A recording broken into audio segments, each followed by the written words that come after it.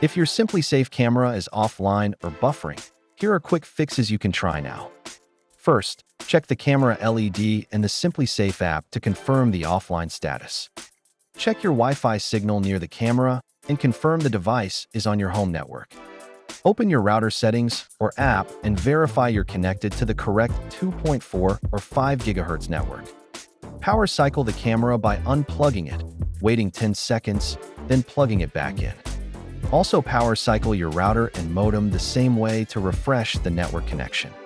Next, check the SimpliSafe app for camera firmware updates and install any available updates.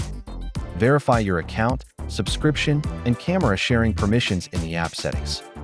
Reposition the camera closer to the router or add a Wi-Fi extender to improve signal coverage.